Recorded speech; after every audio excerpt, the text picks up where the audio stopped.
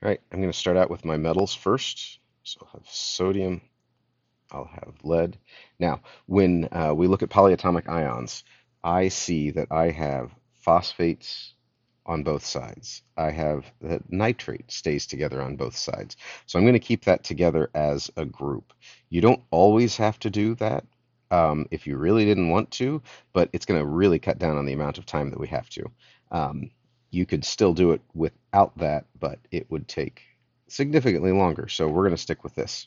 All right, so now I'm going to count up my um, elements on the reactant side. I have 3 sodium, I have 1 lead, I have 2 nitrates, and I have 1 phosphate. And then I'll do the same with the products. I have one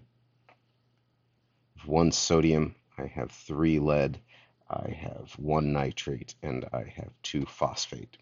Okay, so now we can start putting our coefficients in front of these. Start at the top of your table.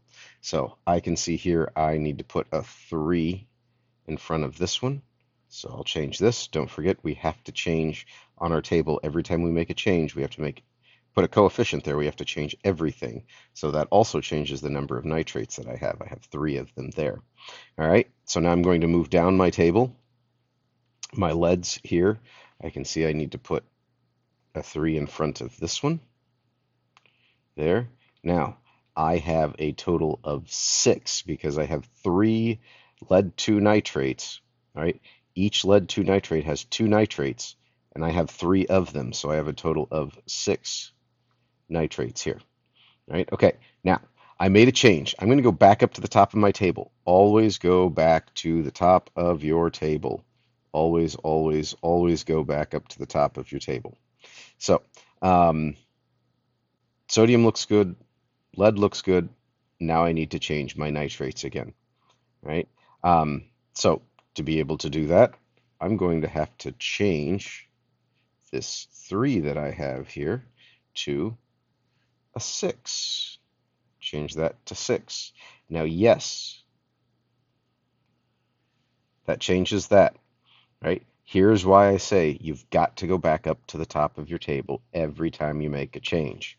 Okay, it will be much easier than or that way. Right? Now I go back up to sodium.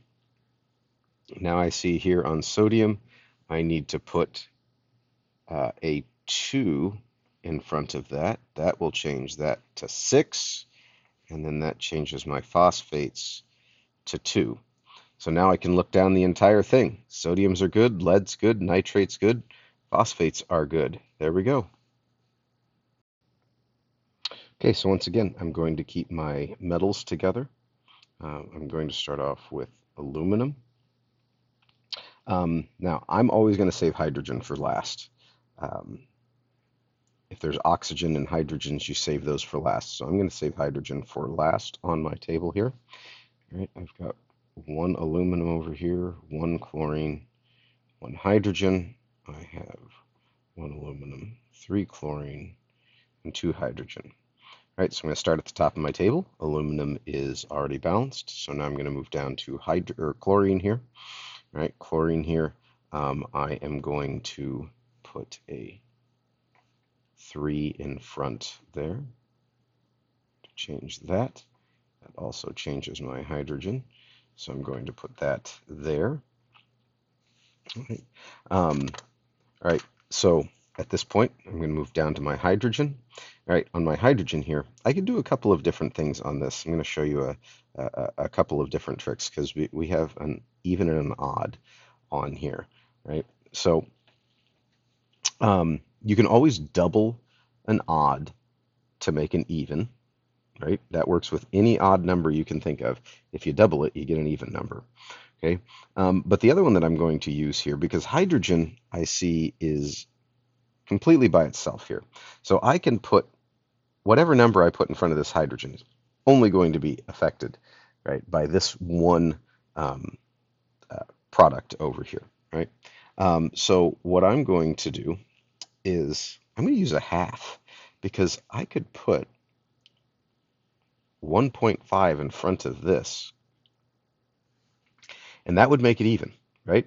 That would balance it out, right? 1.5 times 2 is 3. Now, we can't have an odd or we can't have a half of this. It's not the way it works. So what we then have to do is we have to go back, and now we are going to we're going to erase these. I'm going to double everything. So that was 1, now it's going to be 2.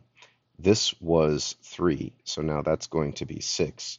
This was 1.5, so that's going to be 3. And this was 1, so now it's going to be 2. And there we go. Okay, I know these are fictitious elements, but we can do it the same way. So I'm going to go A, B, C. I'm going to write down how many of on each side of my yield sign I have. So I have 1A reactant, 3B reactants, and 1C reactant. I have 3A reactants, 2B reactants, and 2C reactants. This is going to get us to practice our ability to double here as well. Or actually, a new way of looking at this. Sorry, we haven't looked at this one yet. Anyway, all right, so we're going to start at the top. I'm going to put a 3 in front of my A. Right? Okay, now looking at my B. My B, now I have 3 on one side, I have 2 on the other side.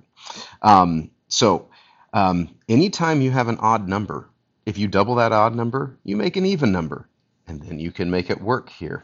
So I'm going to double my odd number. So this is the odd number right here. So I'm going to put a 2 in front of this, which now makes it 6 B's, and I have 2 C's. Right? That's a pretty powerful helping tool here. So I'm going to go back up to the top of my table here now. A's are still balanced. B's, now I can put a 3 in front of my 2. There we go.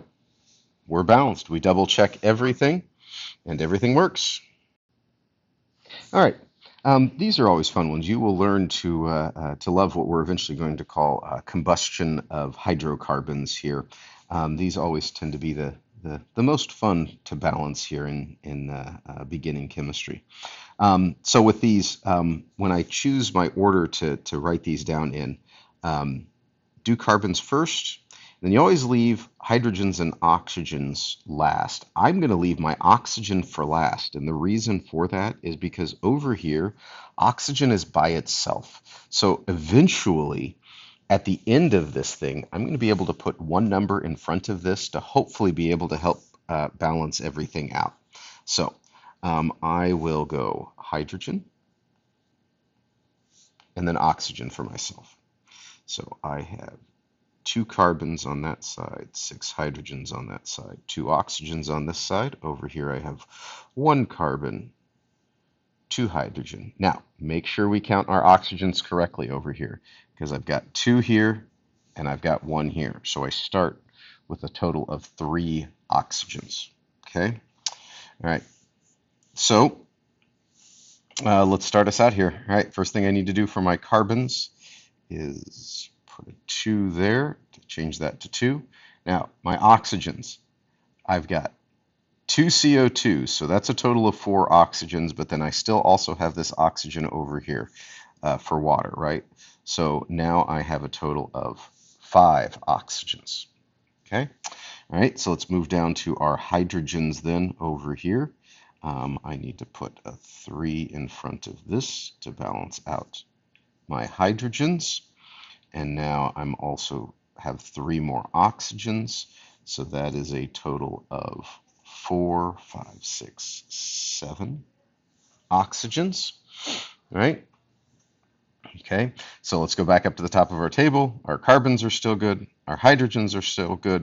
All right. And now our oxygens are. So here's a pretty helpful tip. Since our oxygens are an even and an odd, but our oxygen over here is completely by itself. I can put whatever number in front of that, and it only changes that oxygen, right? This is why I put oxygen for last.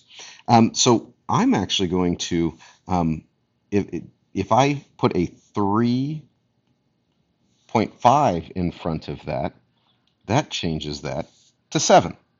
Right? And now everything is balanced, but we can't leave a half as a coefficient in regular chemistry or in beginning chemistry here. So what I'm going to do um, is I'm going to double everything.